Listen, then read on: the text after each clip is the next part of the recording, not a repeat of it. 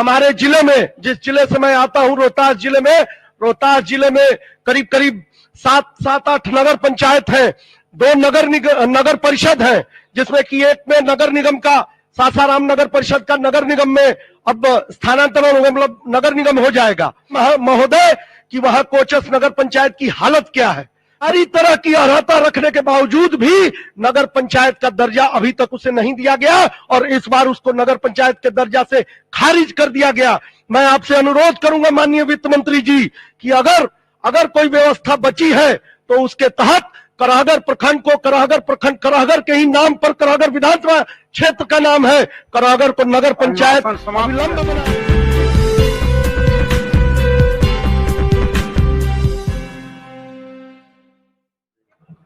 Shri Santosh Mishra, 7 minute का समय है।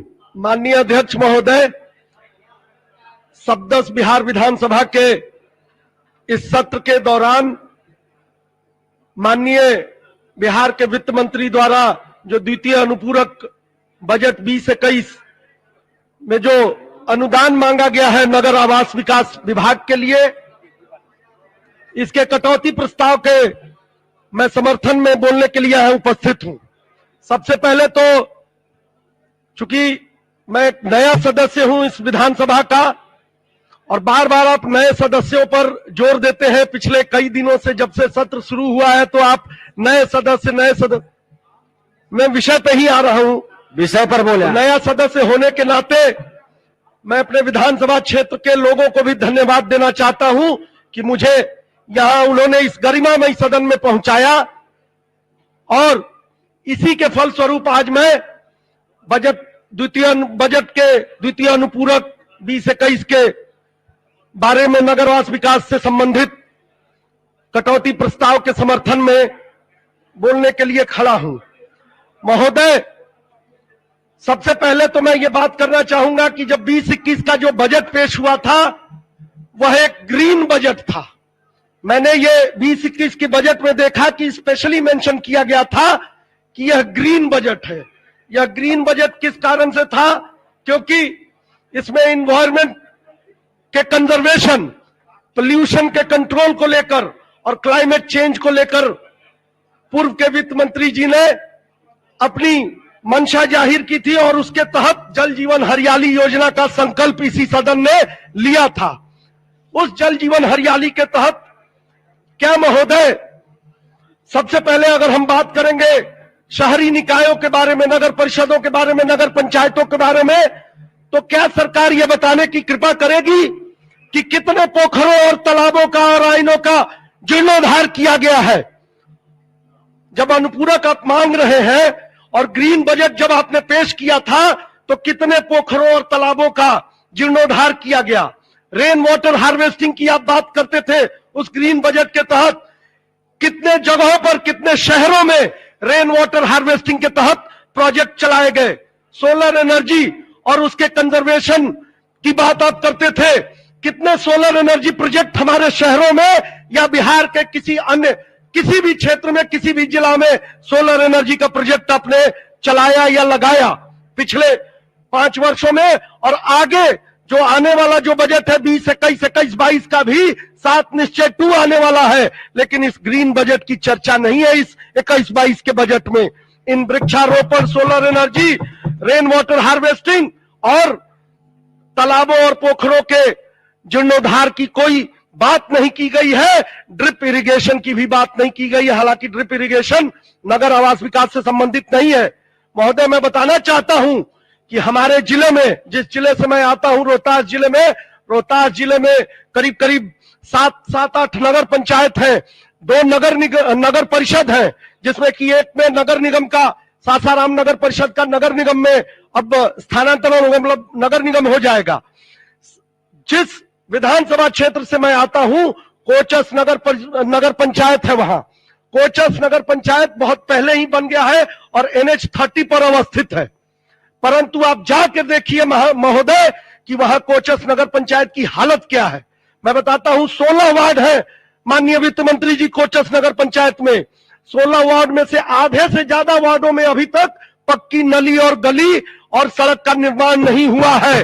3, 4, 5, 7, 9 और 10, अगर 1 से 10 और 11 ये नगर वार्ड है जो कि जल जमाव, स्वच्छता, कचरा और कूड़े का भरमार पड़ा हुआ है। आए दिन लोग वहां बीमार होते रहते हैं और सरकार द्वारा विगत 3-4 वर्षों से नगर पंचायत की निविदा होने के बावजूद भी गली नली और पक्की सड़क का निर्माण नहीं हो सका है। अभी माननीय सदस्य सरागी साहब कह रहे थे कि कई सारे नगर निगमों के नगर पंचायतों में बहुत सारे नली और गली, बहुत सारा आंकड़ा दिया इन्होंने, लेकिन ये तो आंकड़ा स्पष्ट है। 5-7 वर्षों से हमारा नगर पंचायत फंक्शन कर रहा है। 5-7-8 वर्षों में ये पूरा आधे से ज्यादा नगर पंचायत के वार्डों में आज पक्की नली और गली नहीं उपलब्ध है।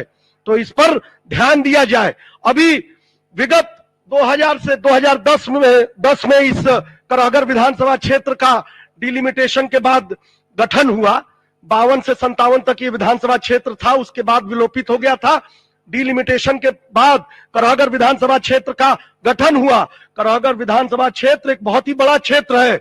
करागर विधानसभा क्षेत्र जिस प्रखंड के नाम पर है उसको नगर पंचायत का दर्जा पिछले 10 वर्षों से लोग कोशिश करते रह गए और सत्ता पक्ष के विधायक थे वो, फिर भी नगर पंचायत में वो अर्हता रखता है।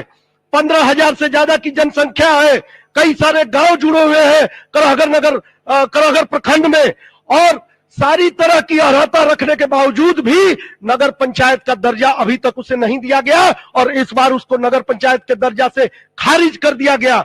मैं आपसे अनुरोध करूंगा माननीय वित्त मंत्री जी कि अगर कोई व्यवस्था बची है तो उसके तहत करागर प्रखंड को करागर के ही नाम पर करागर विधानसभा क्षेत्र का नाम है, करागर को नगर पंचायत अविलंब बनाया जाए। मेरा 2 मिनट में बात मैं कह के 2 मिनट में अपनी बात कह के समाप्त करूंगा। लोकल बॉडीज के तहत जो बजट में प्रावधान आया था पिछले 20-21 में 15,211 करोड़ का महोदय, उसमें 1.9% की गिरावट है, डिक्रीमेंट है। उसमें 1.9%, 2% का डिक्रीमेंट है। इसका मतलब कि आप पैसे खर्च नहीं कर पा रहे हैं, उसके बावजूद आप अनुपूरक बजट लाके और ज्यादा की मांग करते हैं। तो क्यों ना हम कटौती की मांग का समर्थन करें। अध्यक्ष महोदय, मेरा यह भी कहना होगा अध्यक्ष महोदय कि अगर 20-21 का बजट देखा जाए, 20-21 का अगर हम बजट देखते हैं तो 20-21 में जो जीएसडीपी के अनुसार 2,11,000 करोड़ का जो बजट पेश किया गया था उसमें 11.1% आपने कहा था कि वो बजट ऊपर है, इंक्रीमेंट है उसमें।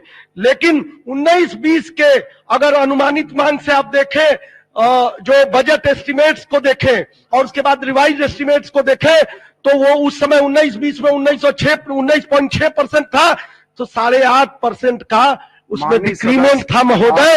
इन बातों को मैं रेखांकित करना चाहता हूं, समय ज्यादा नहीं है, परंतु हम देखें तो निरंतर हमारे बजट में गिरावट आ रही है।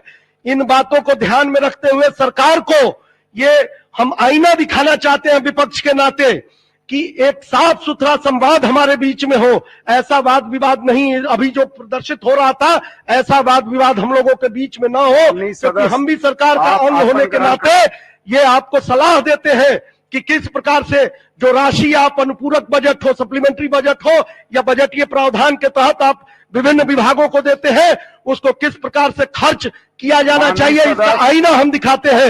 इन्हीं बातों के साथ मैं अपनी बातों को विराम देना चाहता हूं। धन्यवाद।